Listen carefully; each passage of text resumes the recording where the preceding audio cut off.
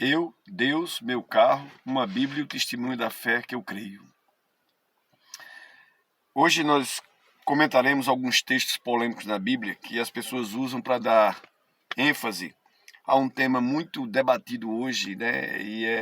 Eu considero que é uma estratégia muito perfeita de Satanás em usar esses textos para fortalecer uma doutrina chamada imortalidade da alma, onde o espiritismo se une com o catolicismo e o protestantismo dentro de um mesmo padrão, com as diferenças de organização dos pontos de vista, né? Mas a finalidade é a mesma, que é a imortalidade da alma. Eu sempre acreditei que a Bíblia tem resposta para tudo, né? Desde que a gente estude com o coração aberto, com a mente aberta, com permissão para que o Espírito Santo nos guie a toda a verdade que está nela, porque examinais as Escrituras, porque julgais ter nela a vida eterna, né? Que são elas que testificam de mim, diz Jesus, que conhecereis a verdade vos libertará. Então o homem vive em busca dessas verdades, né? E a verdade, ela não é... A gente não conhece ela como um todo num momento. É questão de anos em que nós vamos estudando e vamos aprendendo que a contextualização e as coisas que vão nos permitindo abrir mais a mente para entendê-las, permitir a ação do Espírito Santo, a gente vai compreendendo cada vez mais que nos aprofundamos na palavra. Então, hoje em dia eu fico meio assim apavorado quando eu olho para a quantidade de religiões que existem, e todas elas usando a Bíblia, e às vezes, dentro de um mesmo texto, uma infinidade de pessoas dando um contexto diferenciado. E eu prefiro, às vezes, deixar que a própria palavra me responda, me fortaleça aquilo que eu creio, né? Aquilo que ela quer que eu creia, né? Que o Espírito Santo me permite entender. Não sou dono da verdade, mas todas as pessoas eu considero, em todas as religiões, como pessoas de Deus, né? Algumas com conhecimento mais abrangente, outros com conhecimento mais limitado, né? Mas que Deus vai usar essas pessoas para que eles cheguem a esse conhecimento dessa verdade que interessa.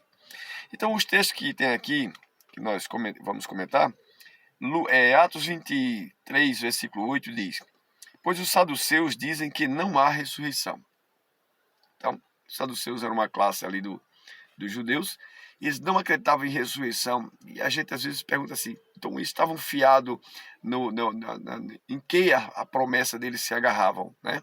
Porque se eles fossem estudiosos do Velho Testamento, iriam ver em Jó 19, iriam ver em Isaías 26, né? Quando vai falar da ressurreição. Então isso é esperança desde os primórdios dos nossos antepassados, né, dos patriarcas e profetas. A ressurreição é uma coisa muito, muito vigente nos comentários deles.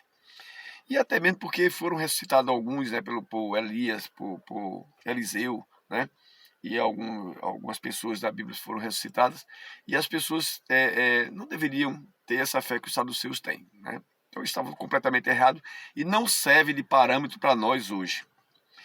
Mas diz também que os saduceus não acreditavam na ressurreição, nem anjo, nem espírito, ao passo que os fariseus admitem todas essas coisas. Nem os saduceus nem os fariseus servem de parâmetro para o cristianismo que nós temos hoje, à luz da palavra, à luz da revelação, a revelação progressiva que veio através de Jesus Cristo. Mas a gente entende que eles debatiam entre si sobre isso, e Paulo estava ali numa discussão porque estava para ser preso e tal, e Paulo usa alguns argumentos para que eles reflitam e fortaleçam ou ajudem ele a sair daquele imbróglio que ele está passando ali. Então, se os fariseus acreditavam na ressurreição em espírito e em anjos, as pessoas usam esse verso para falar que eles acreditavam em mortalidade da alma. E o texto não fala nada sobre mortalidade da alma, né? Não fala sobre... Por que não fala? Porque não fala de espírito desincorporado, desencarnados. Mas de que tipo de espírito ele fala? Se você pegar 1 Samuel 16, versículo 14 a 23, você vai encontrar a história, por exemplo, de Saul, quando um espírito mau se aproximava dele e ele ficava arredio e perturbado, e aí foram procurar um jovenzinho que, pelo conselho dos estavam ali, que tocasse harpa para amenizar aquela presença do mau espírito. E aí acharam Davi, trouxeram Davi, Davi tocava harpa, né? E automaticamente aquele espírito se afastava. Não era o toque da harpa, né? Mas era a presença do homem que tocava a harpa. Era a presença da adoração que vinha no louvor da harpa, né? Então, a presença de Davi fazia com que aqueles demônios não suportassem viver na presença ali de Davi, e automaticamente Saul se sentia melhor. Mas não era porque ao tocar a harpa aquele espírito corria com medo da harpa. Mas a gente entende que aquele espírito também não era um espírito de um morto, né? Era um espírito mau, né? Vinha da parte do Senhor porque era permitido pelo Senhor, porque Saul se afastou de Deus. Lembra a história de quando Saul consulta a médium de Endor? Ele conversa e ele diz assim: quem você vê, né? Aí, veja uma figura subindo da terra. Não vê uma figura descendo do céu, descendo de algum canto. Vê uma figura subindo da terra. E Saul diz Saul diz que é Samuel. Mas a Bíblia também diz no mesmo texto que Deus não falava mais nem pelos profetas e nem pelos patriarcas, não falava mais de forma nenhuma com Saul. Então não podia ser espírito do profeta, porque ele não falava mais pelos profetas. Então Samuel era um profeta. Então a gente entende ali que ele estava consultando uma médium, quando a própria Bíblia proíbe isso, em Deuteronômio 18, falando sobre isso, a proibição de consultar os mortos. Não é porque os mortos voltam, porque se voltasse seria espiritismo, a sessão mediúnica. Mas eles não voltam, e quando você consulta, abre uma janela ou uma porta para que os demônios usem isso como meio de atingir suas finalidades, né? Porque lá em Gênesis, a Bíblia diz, Satanás usou essas palavras: certamente não morrerás, né? Então lançou os parâmetros aí da imortalidade da alma, né? Quando Deus diz, certamente morrerás, né? E Adão deveria voltar ao pó.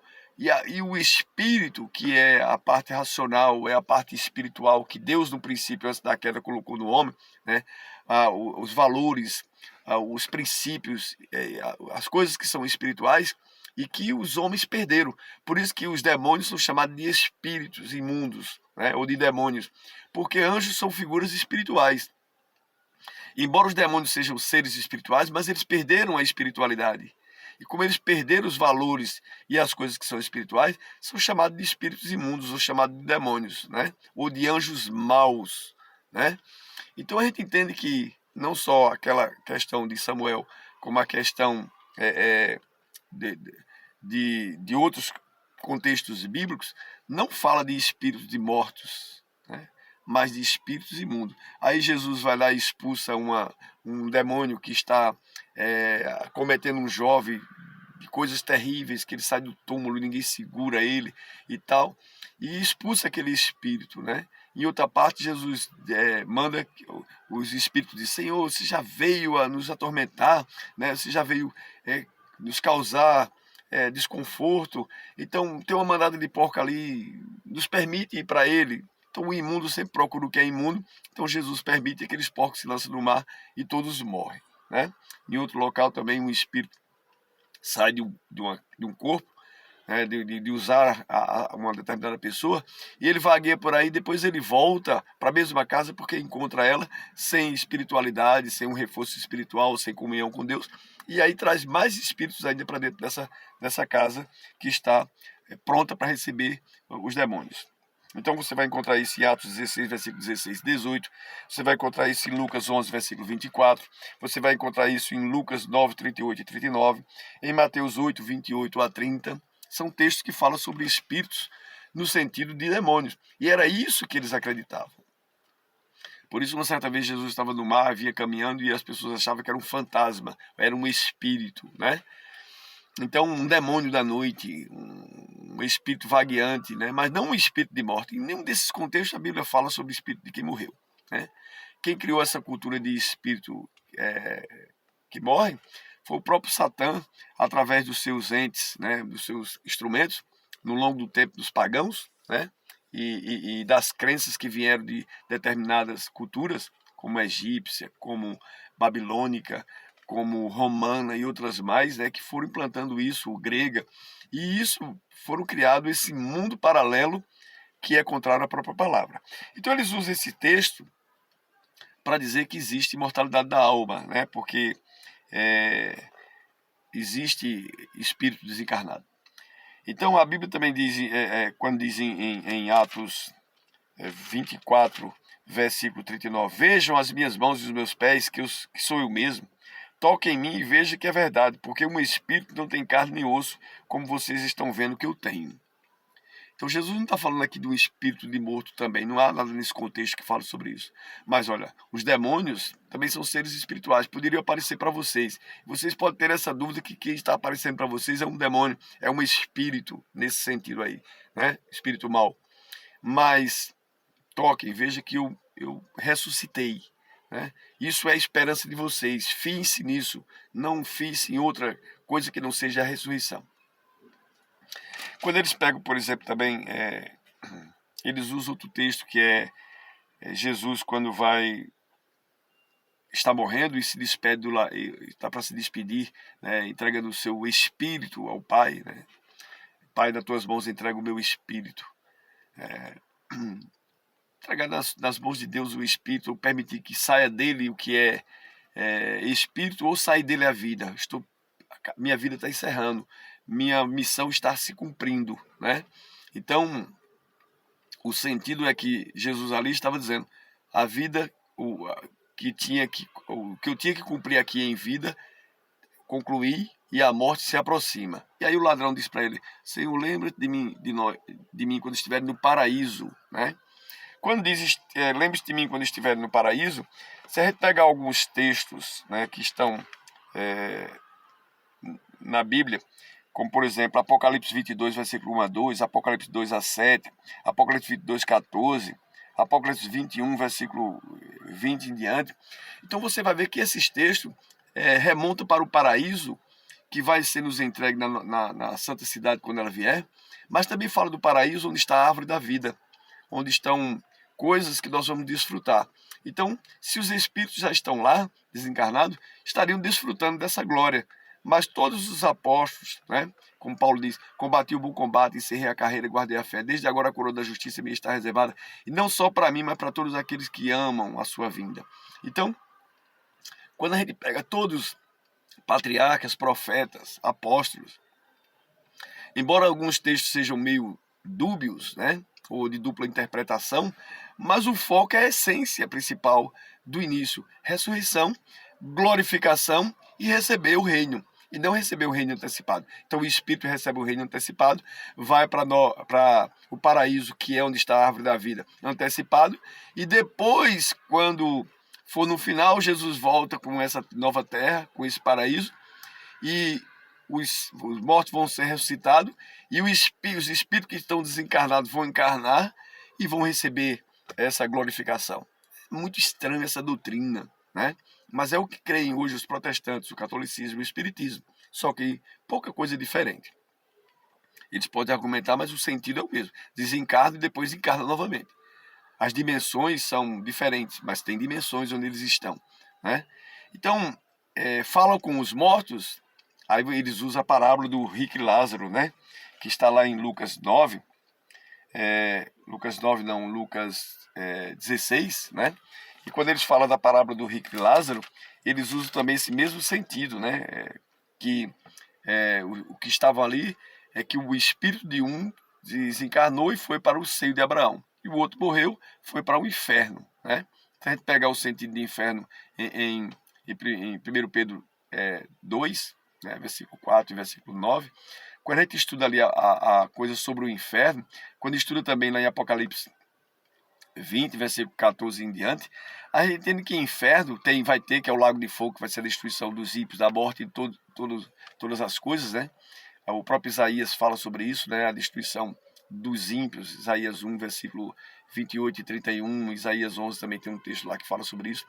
Os ímpios serão debelados, tanto na primeira vinda de Cristo, pelo sopro da sua boca, pela glória que traz com ele, porque os ímpios não suportarão, como no final do milênio também, todos os ímpios serão destruídos eternamente, não eternamente sendo destruído. Malaquias 4 fala sobre isso e outros textos básicos que a gente pode citar depois.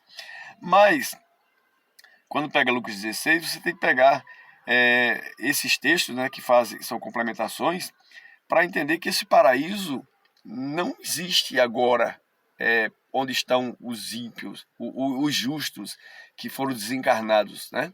Porque isso é dar uma ênfase tremenda, um apoio tremendo ao espiritismo, né? E não é esse o objetivo da Bíblia. O objetivo da Bíblia é dizer que a alma que peca, essa morre. Que só quem tem imortalidade é Deus, é aquele que habita em luz inacessível, né? Ou seja, Cristo, Deus e o Espírito Santo, porque eles são Deus, ele tem onisciência, onipotência, onipresença, eles têm imortalidade por si só, né, própria. Nós somos satélite, né? Nós dependemos da luz que está nele. É a presença de Deus, é a aceitação de Cristo que produz vida eterna. Então os ímpios não podem também ter vida eterna, de ficar sendo destruídos eternamente, porque eles não têm a presença de Cristo, né, na destruição eterna para viver eternamente queimando. Isso também é uma loucura, é uma ideia satânica, né? É uma ideia pagã e que leva muita gente a ficar com medo do inferno agora, de morrer e ir para o inferno. E é justamente isso que Satanás quer, né? Se apropriar dessas pequenas doutrinas para que os homens fiquem com medo e se arrependam e achem que estão seguindo o caminho certo, mas da mesma forma estão praticando o espiritismo. Então, o rico e o mendigo, se você ler o contexto anterior, as roupas, os trajes, a situação que é falando, Deus está falando do contexto dos judeus, né? A classe que aceita e pensa que por ser judeu, por ter a verdade, por ter os oráculos, por ter tido o privilégio, vai ter o privilégio do Messias, que para eles ainda vai ter o privilégio do Messias, para nós já tivemos. Então, eles já se sentiam salvos, né? E eles vão se deparar com a realidade de que na volta de Jesus estão perdidos. E é como se eles dissessem assim, então permita avisar os outros, né? Nós morremos perdidos, mas permita avisar os outros para que eles não incorram no mesmo erro que a gente. Não, eles têm Moisés, têm os patriarcas, eles têm a palavra, eles têm a verdade, eles têm as pessoas que estão pregando sobre isso. Se eles não ouvirem, então como é que uma pessoa vai ressuscitar para fazer isso? Então ele ainda fala, se alguém ressuscitar dentre os mortos e for lá, não é um espírito desencarnado falar para ele. Então, em que texto da Bíblia fala que Abraão ressuscitou? Então ali é não é bem uma parábola, né? Mas é uma história que traz uma contextualização do que está acontecendo para que eles saibam que existe salvação só enquanto estão vivos, né? Não há possibilidade de salvação depois da morte. E quem planta o bem, quem faz a vontade de Deus, que segue os seus caminhos, recebe a recompensa disso, do paraíso, né? Do seio de Abraão, que é a eternidade, ou é a fé de Abraão, é a proposta que Abraão tem na sua fé, que é a esperança vindoura da volta de Jesus. Todos morreram nessa mesma esperança, né?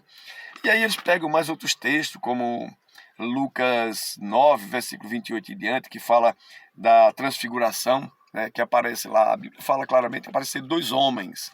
Não fala que apareceu um homem e uma alma, um espírito de um outro, né? E os apóstolos reconheceram imediatamente que era Elias e Moisés. É aquele texto de Judas 1, versículo 9, que as pessoas fazem um conflito tremendo, que aquilo não quer dizer que Moisés foi ressuscitado. Sim, eu creio que Moisés foi ressuscitado, porque aquilo ali é uma questão jurídica.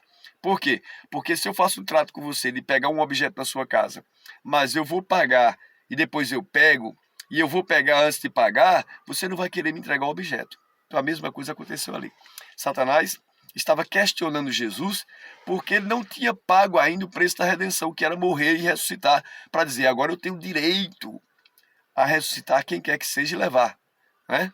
Então, ali era essa questão que estava se discutindo. E Deus faz uma observação ali, porque Jesus não questiona Satanás, porque ele está certo na sua jurisdição do que está falando, mas Deus, na sua promessa, não falha, e já está mostrando no futuro o que ia acontecer, e Deus sabe na sua onisciência o que vai acontecer. E ele tem poder para isso e impediu que Satanás impedisse a ressurreição de Moisés. Por quê? Porque Moisés subiu ressurreto por méritos adquiridos na comunhão que teve com Deus, mas mesmo isso não conta não é suficiente para dizer eu estou salvo porque eu tenho méritos, né? Os méritos são de Cristo, mas para dizer assim, eu vou trazer na transfiguração, no caso aqui, uma representação do que vai acontecer. Eu vou ser glorificado como Rei eterno. Por isso vocês estão vendo essas vestes luminosas. Eu glorificado, vocês vão presenciar isso. E vão ver como é a mesma coisa que vocês vão passar. É um corpo glorificado, igual vocês estão vendo esse meu. E vocês estão bem vendo Moisés e Elias. Aquela classe que vai morrer, não se desespere. Vocês vão ser como Moisés. Eu estou trazendo ele aqui para testemunhar que vocês têm que ter esperança, porque eles vão ressuscitar. Vocês vão ressuscitar igual Moisés. E aqueles que vão estar vivos vão ter ser trasladados igual Elias foi. Então esse era o contexto das coisas.